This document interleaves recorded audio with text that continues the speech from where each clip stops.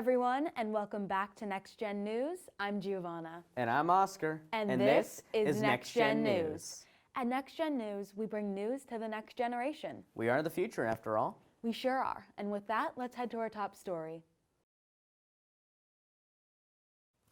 Hey Giovanna, I need to call my mom and I can't get a signal. Do you have cell service? I need that 5G. Maybe you'll have better luck on the moon. What? That's right. Nokia, the telecommunications company, has been selected by NASA to build the first cellular network on the moon. This network will be a part of NASA's Artemis Lunar Exploration Program, which aims to send more astronauts to the moon by 2024. Nokia has promised to build the first wireless communication system in space by 2022, 2 years before the astronauts arrive. With a mobile network on the moon, astronauts will be able to send video and voice messages to Earth, as well as deploy and control lunar rovers and other robotic devices through the network. This technology will also be able to withstand extreme temperatures and radiation in space. Hold up, that's pretty cool. But how can Nokia get a signal on the moon if I can't even get one here on Earth right now? That's a good question. To be honest, I'm not really sure how cell phones work on Earth, let alone on the moon. Sounds like it's time to go to Trenton for some next-gen science. Hey NexGen News, Trenton here to blow your minds about cell phones. Cell phones have come a long way since they first came out back in 1973. These days, cell phones are a bit more sleek and user-friendly. But how do they work? Let's start with phone calls. Believe it or not, talking on the cell phone is actually very similar to talking to someone using a walkie-talkie. When you talk to a friend on your cell phone converts your voice into an electrical signal, which then is transmitted via radio waves to the nearest cell tower. Then, the network of cell towers relays the radio wave to your friend's phone, which converts it to an electrical signal, and then back to the sound of your voice again. Nowadays, most cell phones have the capability to access apps and surf the web using Wi-Fi or cellular data. The science behind connecting cell phones to the internet is very similar to phone calls. Both Wi-Fi and cellular data use radio frequencies to wirelessly transmit the internet to your device. Now, let's talk about how a cellular network can work on the moon. To make this possible, Nokia will build a 4G LTE network and implant it into a lunar lander that gets delivered to the moon's surface. Nokia's lunar network will be close enough to connect to Earth's network using radio waves. And click, you have selfies from space. So the next time you pick up a cell phone to call your mom or make a TikTok video, just remember how truly amazing this technology is. Oscar, you ever think about getting into politics? All the time, Giovanna. I'm actually planning to announce my candidacy for the first ever Minister of Social Media. Wait, no. I'm about to announce my candidacy for the first ever Minister of Social Media. What? No. You are so going down. No, you're going down. We need a third-party vote to decide this one. Trenton! Trenton! While Trenton is deciding who to vote for, let's talk about international politics. New Zealand's next parliament is on track to be one of the most diverse ever, with a high number of women, people of color, and individuals from the LGBTQ+ community. Jacinda Ardern, the Prime Minister of New Zealand, is not only a female, but also the youngest person to ever become Prime Minister at the age of 37. Ardern is a member of the Labour Party and has recently received a lot of praise for her handling of the coronavirus pandemic. After the most recent election, she'll be governing with a parliament that has never seen this level of representation from men and women of all backgrounds and walks of life. The parliament is expected to consist of around a 10% representation from the LGBTQ+ community.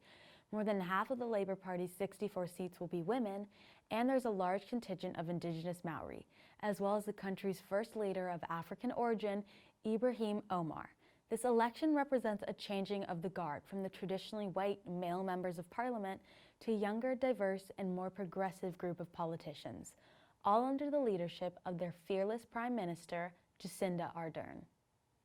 Wow, she's terrific. I'm so gonna be the American Jacinda Ardern. What? No, I wanted to be the American Jacinda Ardern. Too late, I already called it.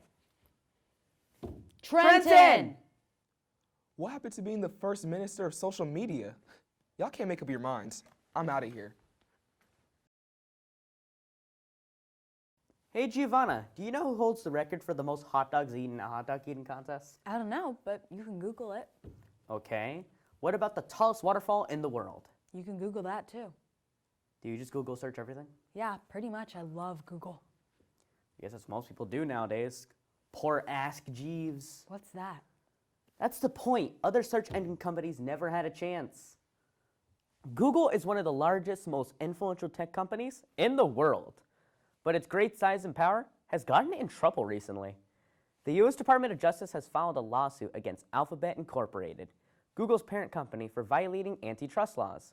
The term trust is not just about believing in someone else, or trust falls.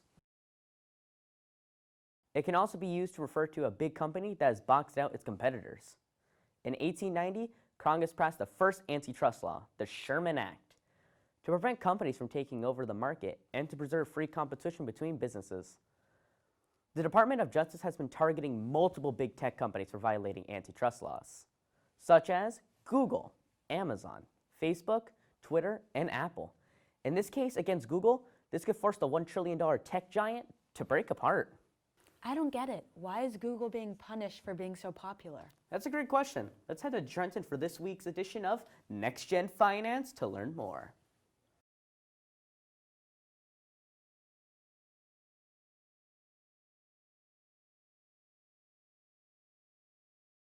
Hey everyone, Trenton here to talk about trust and monopolies. No, not the board game, although they are related. Let's start with a monopoly. A monopoly is when a company dominates a certain industry, making it almost the only provider for a good or service. Monopolies are bad for the economy, as they wipe out small businesses and can take advantage of customers by setting high prices. Let's take a look at a healthy business competition versus a monopoly. An example of a competition will be Pepsi and Coca-Cola. These two main soda companies are in competition with each other to gain customers. Because of this competition, they keep prices low so people will buy their product. Now, let's pretend that Coca-Cola had a monopoly and was the only soda company in the world. They could charge as much as they want for their soda because without competition, customers will have no choice but to buy their soda for a high price from Coca-Cola. A trust is similar, but doesn't just refer to one company having a monopoly, but instead multiple businesses join together. In the case of Google, Alphabet Inc., Google's parent company, owns multiple businesses and is therefore a trust, not just a monopoly. Google is the gatekeeper of the internet, as 90% of web searches and 95% of mobile searches are conducted through Google's search engine. They have monopolized the search engine market, as well as the search advertising market. Although people may love Google and its capabilities, the Department of Justice would argue it's harmful because of its monopoly. Consumers and advertisers suffer from less choice and less competitive advertising prices. Digital advertising has taken over, and businesses pretty much have no choice but to advertise with Google to reach customers. Just like the pretend Coca-Cola example, Google can pretty much charge what they want for ads, and advertisers have no choice but to pay. This power Google has over advertisers is harmful and eliminated healthy competition in this industry. Only time will tell what happens in this trend to regulate big tech, and antitrust laws are here to stay. Hey Oscar, speaking of online trending, have you seen the recent hashtag Armenia is strong? No, what's that all about? Well, it's way more than a what. More like adding a where and a when and a why on top of it. Where do you want to start? All right. Let's go basic and start with the what. You got it, Oscar. Let's take a look at what has recently been happening between the countries of Armenia and Azerbaijan.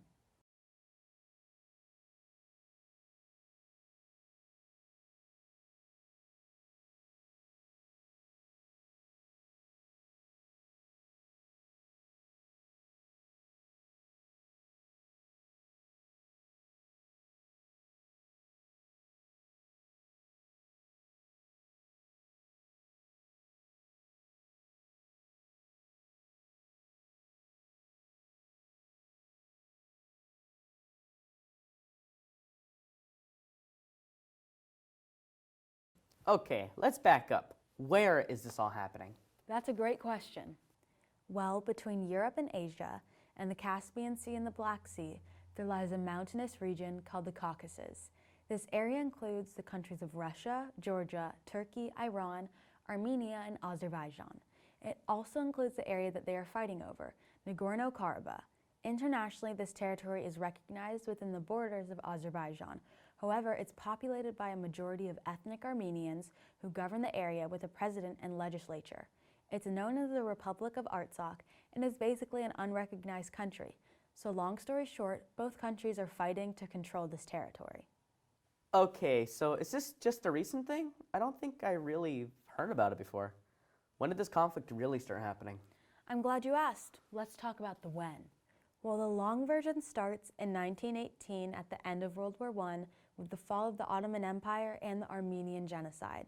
But to get everyone up to speed, the late 1980s brought the fall of the Soviet Union, and with that, the effort for the territory of Nagorno-Karabakh to unify with Armenia, much to the dismay of Azerbaijan. War broke out between these countries and continued until a ceasefire in 1994. Ever since, tensions have been brewing throughout the years over this disputed territory. All right, you told me a lot, but I'm still wondering why this area is so important and why people here in the U.S. are so invested in what happens there. Let's talk about the why. Well, that brings up geopolitics, or how the geography of a country affects its relationship with other countries around it. With the violation of the most recent ceasefire, the fear is that large countries will get involved, with Turkey supporting Azerbaijan and Russia supporting Armenia. There is also the issue of natural gas and oil pipelines that run through this territory and supply most of Europe with gas and oil, which is a very big deal. And about the significance here in the US, well, we have the largest Armenian population outside of Armenia itself, in the greater Los Angeles area, especially in Glendale, California. Their support for their homeland is so strong that over 100,000 Armenian Americans and allies marched in solidarity against the violence that is taking place between these two countries. Well, this makes a lot more sense now. Thanks, Giovanna. I guess I'm now wondering about the how. How will this conflict end? That's a great question. I'm not sure how to answer that, but I hope they figure out how to resolve it soon. Well, NexGen viewers, prepare yourselves for something amazing, because I know that Giovanna has the inside scoop on a set of sisters who've been making waves by using their voice to help their community. That's right, Oscar. Today, I'd like you to meet sisters Malati and Isabel Wyson. When they were just 12 and 10 years old, they decided that enough was enough. They saw trash nonstop around their beautiful island home near the beaches of Bali in Indonesia. These girls took action and formed Bye Bye Plastic Bags, an initiative focused on getting rid of single-use plastic bags. Let's take a look.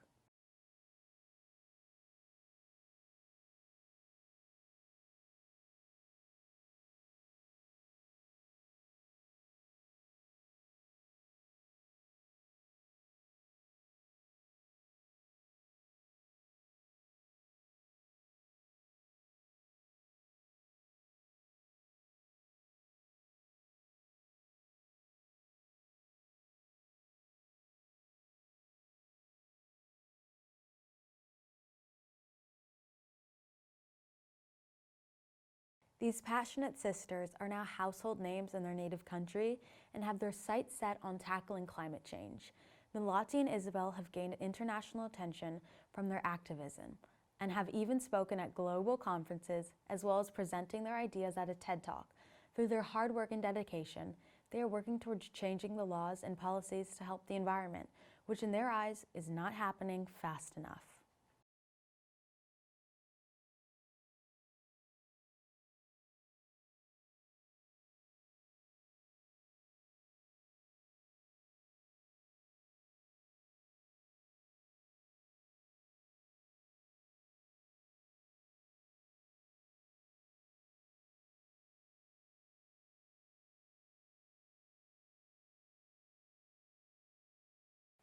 It's hard to believe that the sisters started this journey together 7 years ago, which seems like a long time, but they're still teenagers. Along with their message about living in harmony with the environment, they have an even stronger belief in the power of kids and our ability to speak up for a better future. I'll let Isabel tell you herself.